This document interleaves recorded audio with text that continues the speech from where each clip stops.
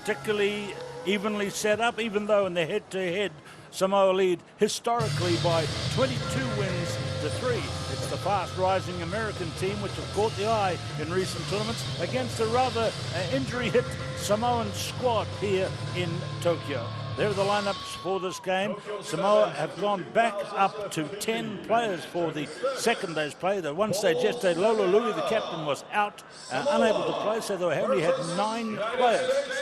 The United States, a fast-rising team. They've got Falau Niua back, and so they're back to full strength. There's Madison Hughes and Lola Lui leading out USA and Samoa.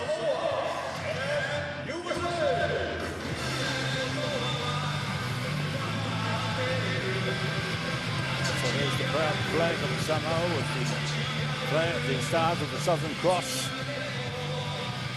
supporting them. No doubt we'll see the stars and stripes of the USA flags around. The referee for this one is Luke Pierce.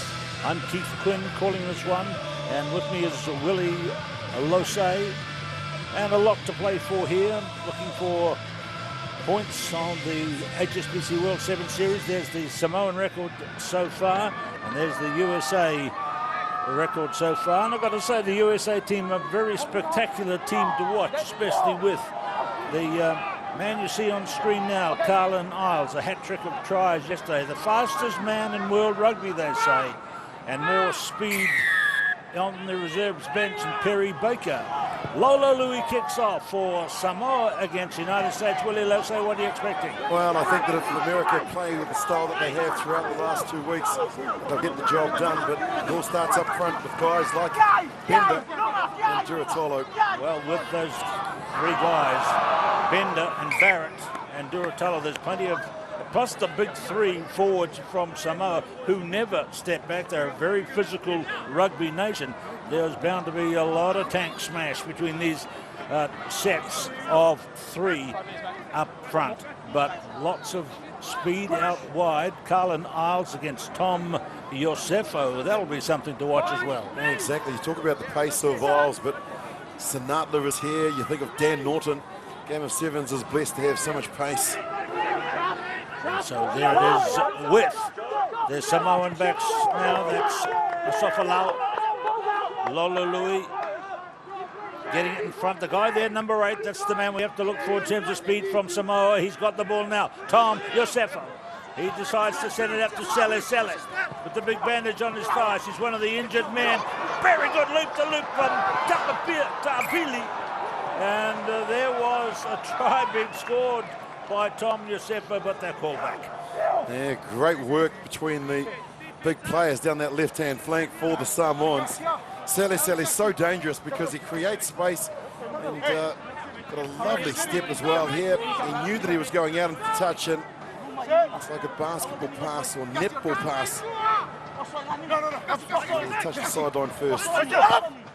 Plenty of ambition in this one, but there's some very good players in this USA team. Now, Maka Unufe and Falau Niua in the midfield. Siosi Asofalau. Good running play, gets away from Maka Unufe. Madison Hughes, the most accomplished young leader of the USA team, is on the floor there, number 10. The intention was right from the set piece, but he just didn't kick it correctly.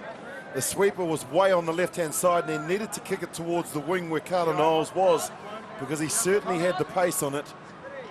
And once it broke down, the counter-attack, and then that lovely tackle from Hughes, as you say, he's got one of the best names in sport, I think, Madison Hughes. Yeah, nice name. Why do you say that, Willie? So I've got the blues. I love that Madison Hughes, that's what I meant. It's just a... I've got them, yeah. So let's... Goes out towards Isles. And he stands still for a split second. I think of improved players on the rugby tour in recent times. You'd have to put Carlin Isles with them, but you'd have to put the whole USA team, actually, the way they go.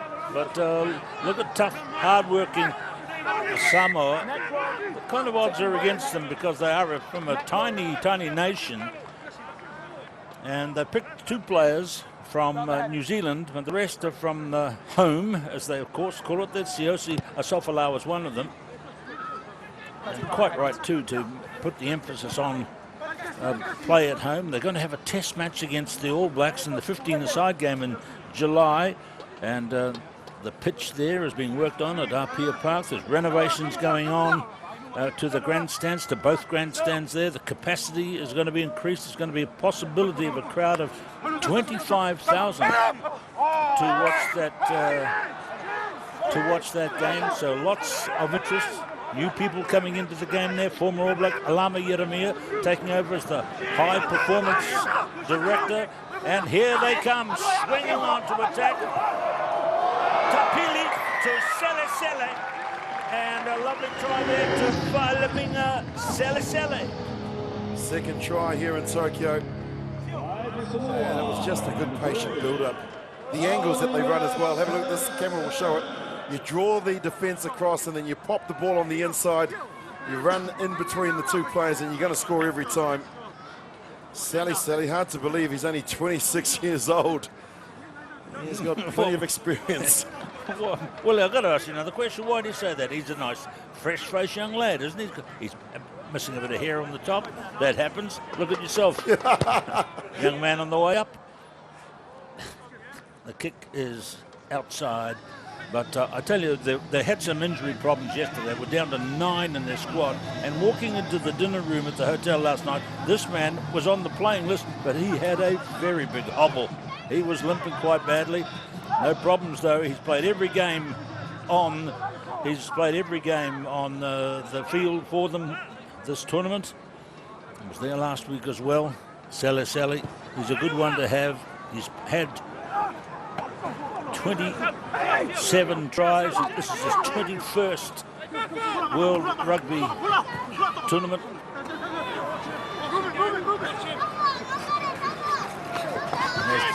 Hard-working Folau Niua. Now, out they come into the big guys in midfield, and then on to the subtlety of Hughes. Carlin Isles just holding back a little bit there on the bouncing ball. Madison Hughes! And Madison Hughes scores against the Blues. Lovely segue. He stayed in the game. And you get the reward. A kick is only as good as its chaser. And this is a perfect example of it there. A little bit of knee work from Isles. Rubbing it along again. A shin work there. Exactly, but then he just stayed with it. He's mentioned that Isles pulled back. Hughes didn't. And that's why he's got 5 points next to his name. Great response.